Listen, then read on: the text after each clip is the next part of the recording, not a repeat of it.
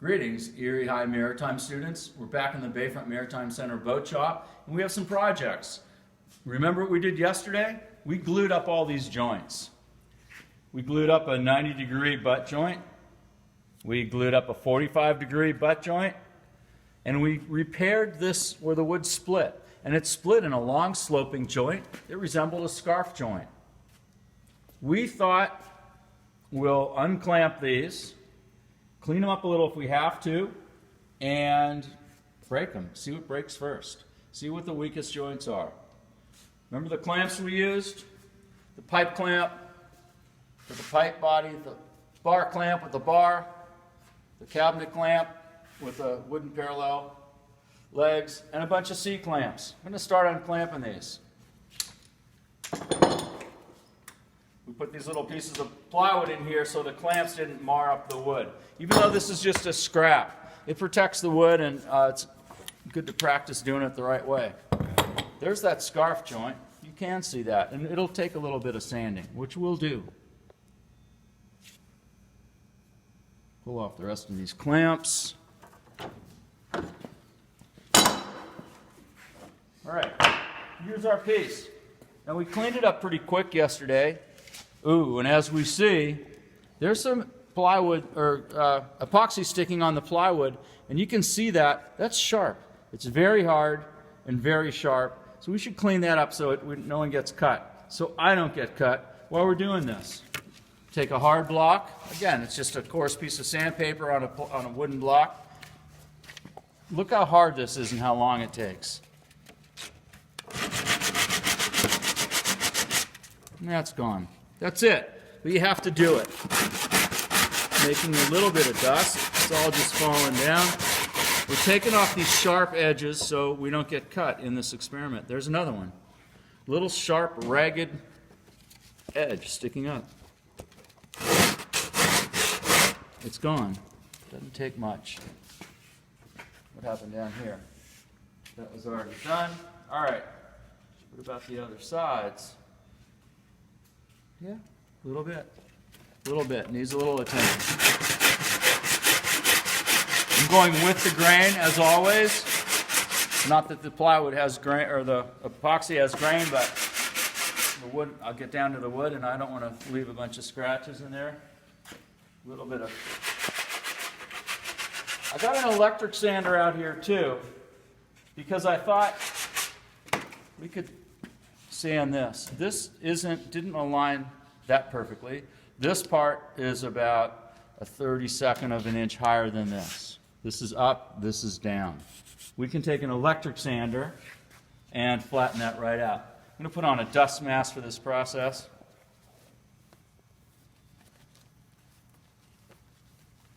Which you all are wearing when you go outside, right? Some of you students may have your dust mask still in your lockers here. Actually, I just recall. All right, some goggles, because it's a power tool. Just see if we can flatten this out a little. Remember, random orbit disc sander. We're going to keep it flat, and we're going to keep it moving. On there. Turn it up a little.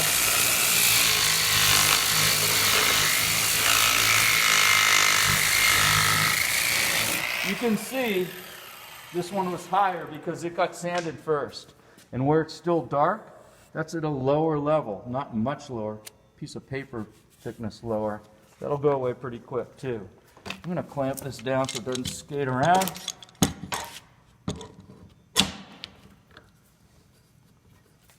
Here we go.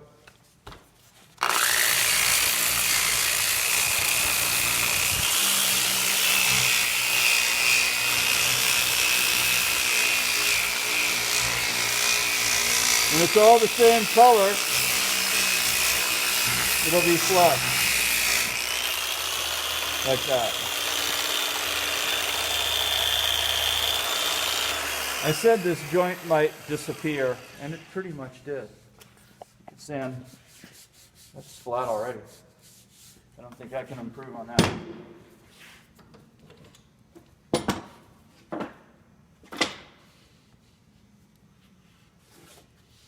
We can clean up the other side of this joint too. I think I will. Why not? I think this is the one that's going to last and not break, but we'll see. It's an experiment. I'm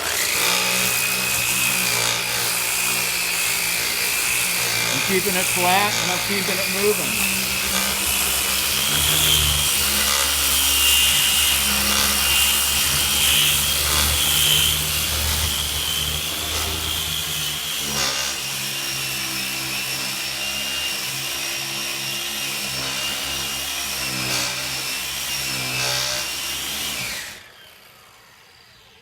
We end up with just a real faint glue line. There's that long sloping joint. Might as well clean these up too while I'm at it.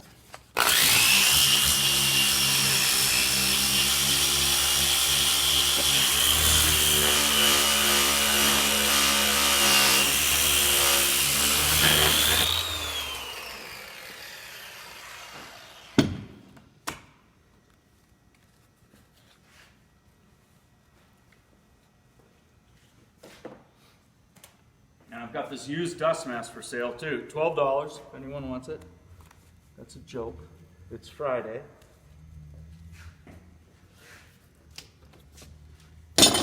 Now remember, this joint is the butt joint, just the 90-degree butt joint, very little surface area. I'm predicting this one is going to break off first. This one probably second, but we don't know.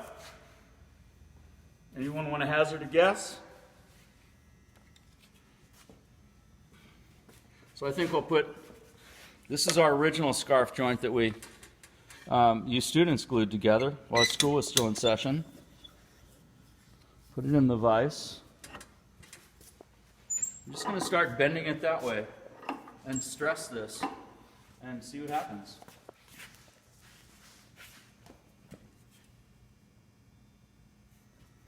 Here's the 90-degree joint here, the 45, the repaired scarf. This is real springy wood.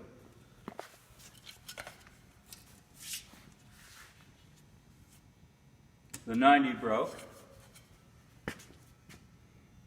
as I thought it would. The 45 didn't. Where is that? Right here. The repair we made was right here, and that didn't break. That's where the wood split originally. This is real close to our original scarf that you glued up. How was this? Like that. Now, the scarf joint didn't open. It just broke at the scarf joint. Is that true? Interesting.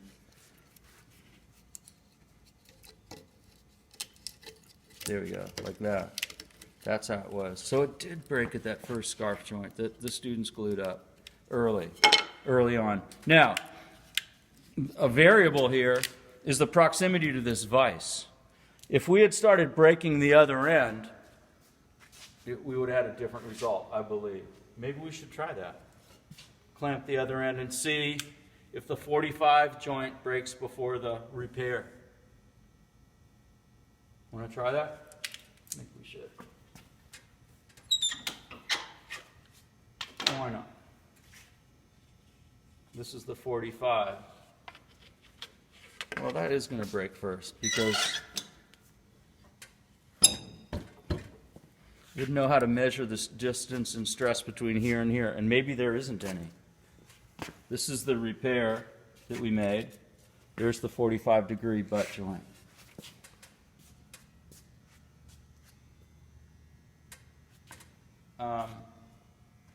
Maybe I ought to end it the other way. There's the 45-degree joint. There's just not enough surface area for that to be that strong. Those two, not much surface area. Like that. All right, interesting. So the 90-degree joint failed first, the 45-degree failed second, and it broke in another spot, which was near a previous scarf joint, but the scarf joint didn't fail. The wood failed at the scarf joint. I think we can say that, and that's factual. I don't know why. But it's not like a glued joint opened up. The wood split again at that point. Interesting.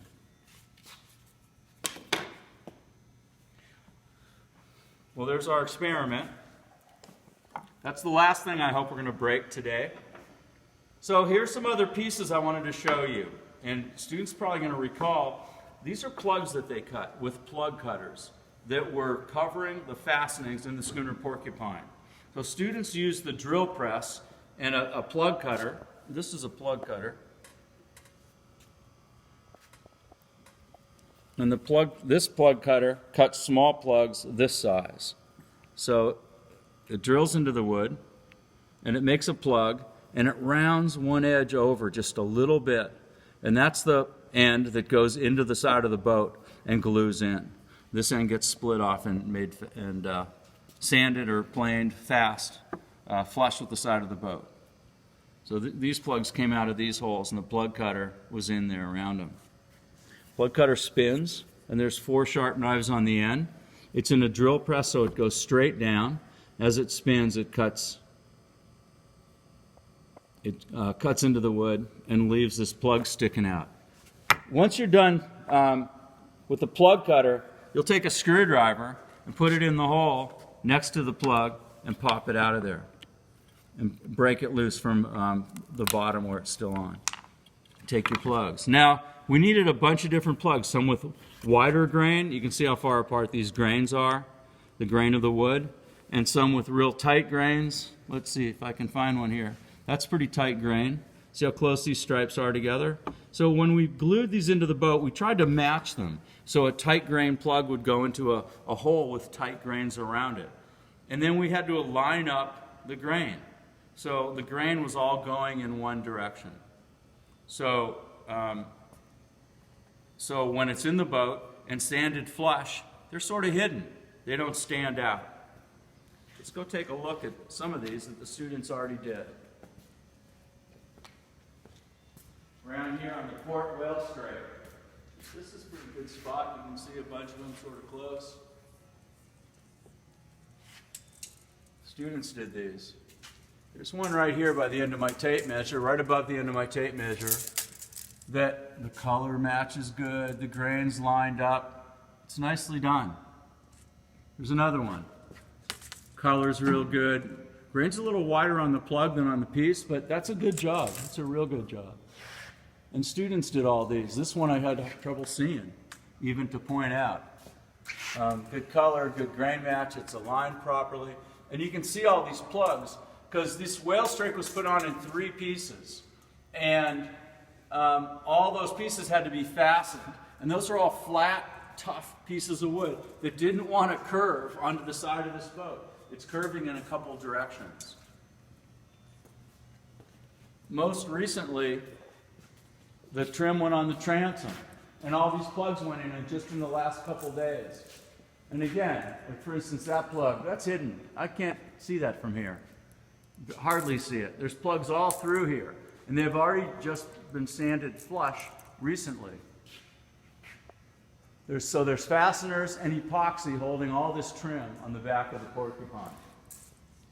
That's new since school's over and since you've been homeschooling, online, doing distance learning, which will continue. We'll start up again next week, doing some more distance learning for Erie High School Maritime students.